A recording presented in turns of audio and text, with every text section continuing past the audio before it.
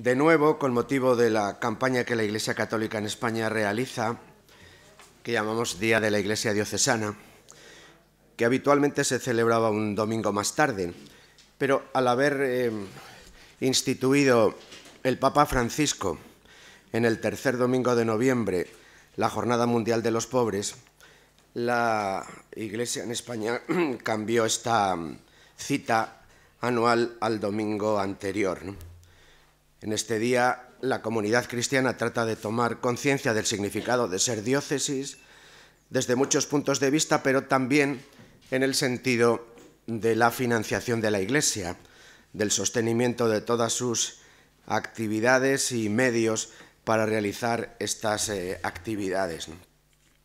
Con ese motivo también nosotros, tanto en este día de la Iglesia Diocesana, como solemos hacer luego en primavera con motivo del impuesto de la renta y de la asignación tributaria, acudimos a los medios de comunicación social, además de hacerlo por nuestros propios cauces, para informar no solo a la comunidad cristiana, sino a toda la sociedad vallisoletana, en este caso, de nuestras actividades y de la dimensión económica de nuestras actividades. Siempre hay cuestiones de actualidad, ¿no?, que hacen que lo que informemos tenga cada año también un subrayado especial. Por ejemplo, en esta edición especial de Iglesia en Valladolid, tienen delante la Iglesia de Mota del Marqués como una expresión, ¿no?, de la colaboración de las administraciones públicas y de la comunidad cristiana a la hora de lo que ha sido una importantísima y extensa en el tiempo inversión para lograr reabrir esta iglesia de Mota del Marqués, la iglesia de San Martín de Tours. También en estos días se habla de inmatriculaciones, del IBI, es decir, de asuntos que tienen que ver con lo que nosotros venimos a contar, ¿no? Como siempre, nosotros decimos que el deseo de la comunidad cristiana es, por una parte, tomar conciencia de nuestra propia responsabilidad a la hora del mantenimiento económico de la Iglesia y desde esa misma clave reivindicar nuestro estatus en medio de la sociedad civil, en medio de nuestro Estado de Derecho, podríamos decir, ¿no?, a la hora del significado que pueda tener la colaboración de las administraciones públicas con nuestras actividades de diversa manera, ¿no? Hay una acción directa de las administraciones públicas que también en estos días, por ejemplo, es actualidad, como al hablarse de los presupuestos de la Diputación, se habla de una partida en ese presupuesto para un convenio que ya desde hace unos cuantos años venimos firmando Diputación, Arzobispado, con una implicación de parroquias y ayuntamientos, ¿no?, a la hora de lo que pueden ser obras menores en templos y ermitas que no sean bienes de interés cultural, ¿no? También con la Junta de Castilla y León, especialmente en estos llamados bienes de interés cultural o de otras actividades de la Consejería de Fomento, se produce esta colaboración. Hay otro tipo de colaboración, por ejemplo, pensemos en toda la presencia de la Iglesia en el mundo de la enseñanza, de la sanidad y de los servicios sociales. Entonces, las realidades eclesiales, que tienen cada una su propia autonomía, realidades eclesiales de congregaciones religiosas o de asociaciones de laicos que prestan sus servicios en el mundo, insisto, de la enseñanza, de la sanidad o de la prestación de servicios sociales, pues también la Iglesia, a través de estas instituciones, acude, según la legislación establecida, a regímenes de conciertos o de subvenciones o de colaboración a la hora de la realización de este tipo de actividades, ¿no? Y luego, como no, está lo que supone la propia actividad directa de los católicos a la hora de la financiación de la Iglesia, a través de colectas, de donativos, de suscripciones permanentes, de legados, de herencias, y lo que nosotros también consideramos que es una acción de los propios ciudadanos contando con la colaboración de la Administración del Estado, en este caso de la Agencia Tributaria, que es la X, que cada año los contribuyentes españoles que lo desean tienen que declarar que un 0,7 de su cuota tributaria sea aplicada a la financiación de la Iglesia Católica, como también, y nosotros lo solemos recomendar cada año, el sellar también la X de los fines de interés social. Es decir, que en el asunto de la financiación de la Iglesia podemos decir que existen todos estos canales, ¿no? Nosotros venimos en estos últimos años afirmando, y lo sostenemos también ahora, que en este conjunto de actividades que estamos diciendo, pues lo que supone la acción directa de la propia Iglesia Católica a través de la colaboración de sus miembros y de las rentas que le pueden producir su propio patrimonio, sus propias actividades, supone un 75% de lo que nosotros, de nuestro presupuesto global, y un 25% es lo que se recibe a través de las administraciones públicas, teniendo en cuenta, insisto, que de ese 25% una parte importante es la X de la asignación tributaria, que no deja de ser también una forma de colaboración de los propios ciudadanos, diciendo que quieren que ese 0,7 sea asignado tributariamente a la Iglesia Católica. Por mi parte, nada más. Luego, por supuesto, intervendré en las preguntas, pero ahora que sea don José María Conde, el ecónomo diocesano, el que les pueda presentar con algún detalle mayor los números que tienen también en la documentación que se les ha entregado.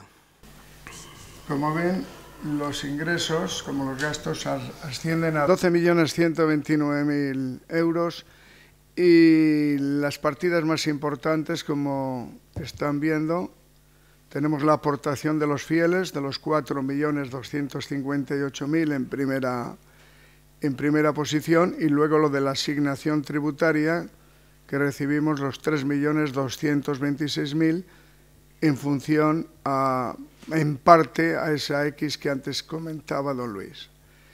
Entonces, los ingresos, como os digo, los 12 millones, y los gastos también, la partida, ¿cuál es la partida más importante? Pues como ven, son las acciones pastorales y asistenciales que se realizan sobre todo desde todas las diferentes parroquias, que alcanzan los 2.700.000, la retribución del clero, que son sobre todo los salarios a sacerdotes, y también seguridad social, los 2.700.000, y también y sobre todo la más importante, la conservación de edificios y gastos de funcionamiento. Esto es muy importante, que se realizan en toda la diócesis, que son 4.233.000. Bien, y a la vista de esto tenemos también unos gastos extraordinarios en el año, que ha sido el nuevo templo. El nuevo templo es lo que hemos pagado en el año, lo que hemos gastado en el año en el Templo del Arroyo, en el nuevo Templo del Arroyo, durante el año 2017. En el resto, del año 2018 ha sido su inauguración, y donde se ha terminado ya de pagar. Prácticamente han sido, desde que empezamos, 3 ejercicios lo que ha venido a durar más o menos la construcción de este templo. Y también unos locales y casas parroquiales en Zaratán, que han sido 135.000. Bien, viendo todo esto, pues decimos, entre ingresos y gastos, como es una pregunta que también otros años me han hecho, vemos en el lado izquierdo, abajo del todo, dice necesidad de financiación, 725.000. ¿Qué quiere decir? Que entre los ingresos y los gastos, es decir, hay que echar mano de la hucha, 725.000 euros. ¿Por qué? Porque hemos tenido de gastos extraordinarios ese 1.485.000 del nuevo templo y de los locales de Zaratán. Por lo tanto, los gastos extraordinarios son los que dicen hay que echar mano a la hucha. Es normal, porque son gastos que no entran dentro de los ingresos y gastos ordinarios en una posición de una contabilidad. Bien, a la vista de esto sí que podíamos irse ya a comentar algo.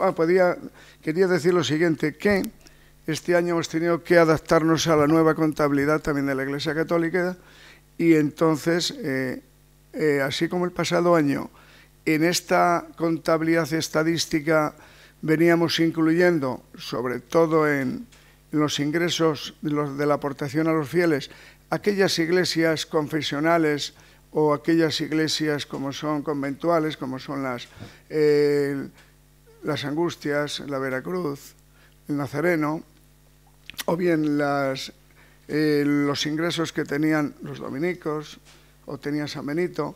Esta partida ahora hay que quitarla totalmente de la contabilidad que veníamos poniéndolo en nuestros datos. Era una contabilidad estadística y esto ha supuesto quitar de este balance que están viendo pues alrededor de 600.000 euros. Es decir, que arriba en aportación de los fieles, en vez de 4.258.000, hubieran sido, siguiendo los criterios de ejercicios anteriores, pues hubieran sido pues casi 5 millones.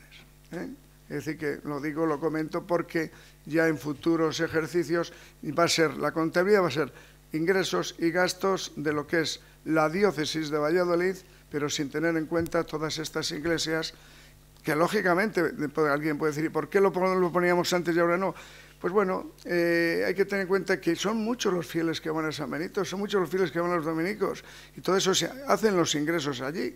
Esos ingresos son aportación de los fieles que no estaban dentro de nuestra contabilidad ni lo están. Por eso lo hacíamos reflejar antes y ahora ya con la nueva contabilidad que nos exigen lo hemos apartado. Bien, sobre esto quería algún comentario sobre esta contabilidad, sobre esto que están viendo. Sí. ¿Pero es la primera vez que lo han quitado? Sí, en el ejercicio sí, porque nos obliga, ya decía en la contabilidad del ejercicio 2017, hacerlo ya con las nuevas normas, porque ha habido una regulación en cuanto a contabilidad a nivel general. Es decir, la contabilidad que nosotros ofrecemos es del dinero que se gestiona en esta casa, que llamamos Arzobispado de Valladolid, que tiene fundamentalmente su responsabilidad en el sostenimiento de los sacerdotes y todas las personas que no solo son sacerdotes, que tienen algún nombramiento directo del obispo para diversas tareas pastorales, y lo que significan las 308 parroquias de la diócesis y provincia de Valladolid. En nuestro caso, no así ocurre en todas las provincias, provincia y diócesis coinciden. Y son 308 parroquias. Es verdad que de las 308 parroquias hay pues 120 que son de menos de 200 habitantes, pero parroquias son, y por ejemplo, por lo que se refiere a los templos, alguno de nuestros pequeños pueblos de Tierra de Campos, por ejemplo, tienen templos catedralicios. Entonces, en ese sentido, por ejemplo, la comunión de bienes es indispensable, porque la realidad de alguna de las pequeñas comunidades de las parroquias rurales, sobre todo en estos meses de invierno, pues difícilmente iba a decir que es suficiente para el mantenimiento más básico, como puede ser casi pagar la luz y no digamos nada si existiera calefacción en alguno de esos templos, ¿no?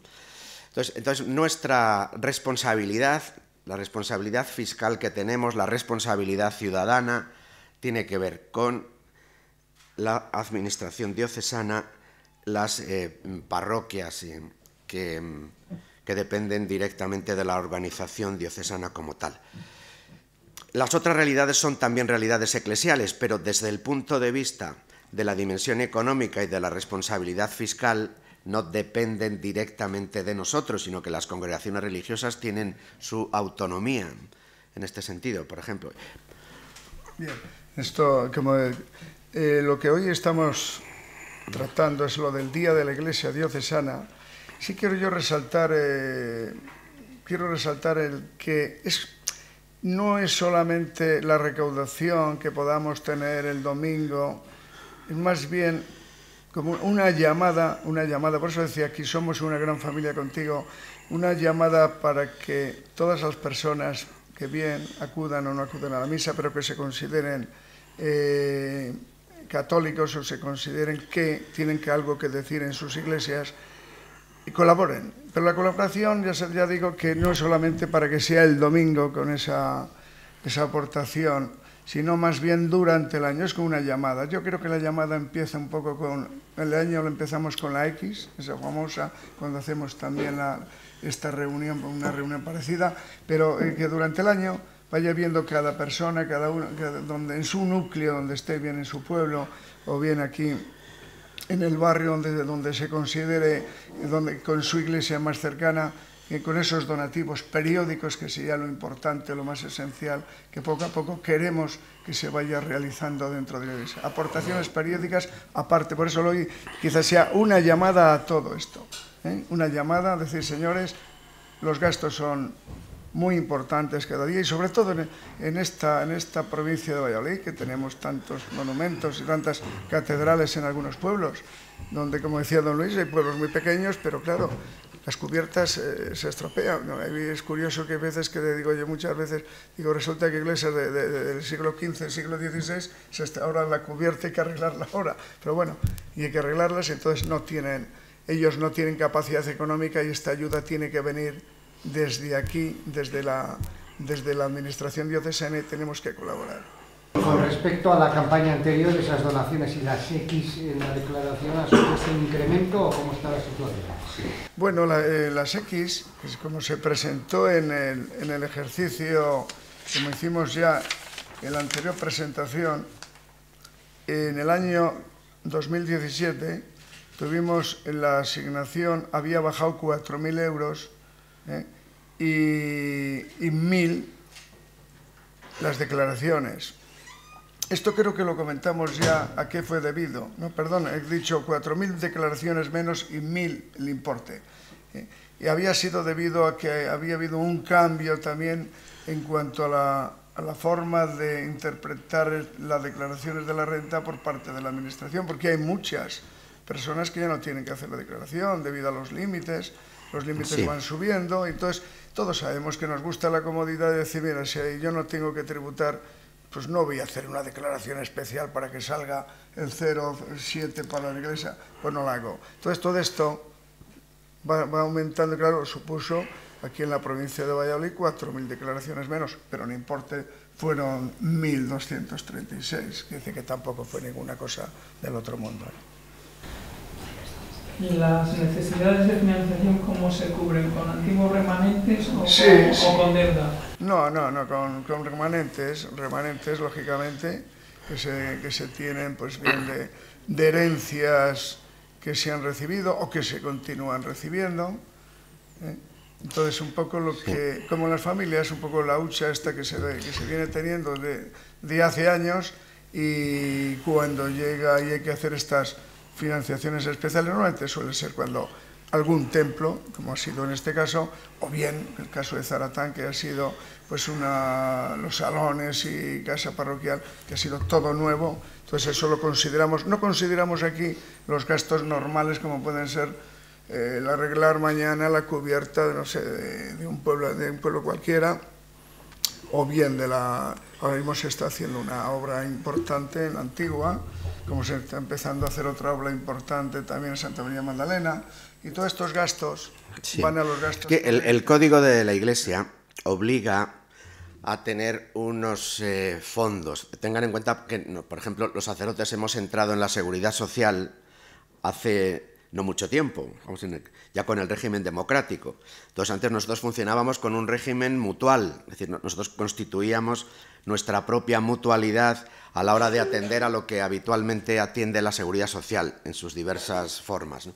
Entonces, desde ahí, y pensando además que esta realidad, podríamos decir, de mutualismo, existe hoy en la mayoría de los países donde está la Iglesia Católica implantada, porque no en todos los lugares de la tierra existe el estado del bienestar tal como nosotros le entendemos aquí, ¿no? Entonces existe esta obligación de tener unos fondos, digamos, de seguridad, pensando en este caso, pero también pensando en lo de los templos, porque la Iglesia, José María hacía referencia hace un momento a una realidad de templos que muchos vienen de la Edad Media, otros la mayoría del primer tiempo de la Edad Moderna. Y entonces el afrontar tanto la construcción de los templos, en muchos casos la construcción estaba vinculada a la propia realidad de la nobleza o de la monarquía, ¿no? Me estoy remitiendo a siglos muy anteriores, ¿no? Pero es evidente que para el propio sostenimiento de todo esto, la previsión del propio derecho de la Iglesia pide hacer estos fondos. Por otra parte, muchas veces legados o herencias que nosotros recibimos son legados, si es un legado como su propio nombre indica, va dirigido normalmente a una finalidad, ¿no? Y a veces también las herencias con alguna finalidad. Entonces, es precisamente de ese tipo de fondos a lo que nosotros podemos acudir, ¿no? Esta expresión de la hucha, que también se ha hecho popular en nuestro estado del bienestar cuando decimos que tenemos que tirar de la hucha de los fondos de la seguridad social para poder llegar cada año y poder pagar las pagas extraordinarias o así. Entonces, digamos, sería un asunto similar, ¿no? ¿La partida que destinan a conservación se viene incrementando año a año? Pues es muy relativa porque muchas veces las obras se proyectan y mira, ahora mismo ha entrado el delegado de obras, Jesús García Gallo, y sabe que muchas veces desde que se proyecta una obra hasta que se realiza es difícil. Tenemos que ir haciéndolos en función de cómo van saliendo los proyectos. Van saliendo también, más que las ayudas, los convenios que bien hacemos con alguna administración, o bien la misma iglesia tiene que decir cómo va a hacer frente esa parroquia, cómo va a hacer frente a esa obra. Y, por ejemplo, la Magdalena están haciendo, ahí en el lateral están haciendo un arreglo. ¿Cuándo se inició? ¿Cuándo se habló de esto? Mejor llevamos 2 años, tiene que autorizarlo el patrimonio. Quiero decir que no va un poco... Hombre, tenemos todos los años un presupuesto, claro. Un presupuesto mejor del orden, venimos de los templos más o menos del orden, digo, de nosotros, la administración. A lo mejor yo pongo en el presupuesto 1.300.000. 1.300.000 que se pagaría desde la administración. Hay que pensar que luego entre todas las parroquias a lo mejor no están porque se están gastando 3 o 4 millones. Pero vamos, no hay una cantidad así, sino que hacemos frente en función a cómo se van realizando las obras.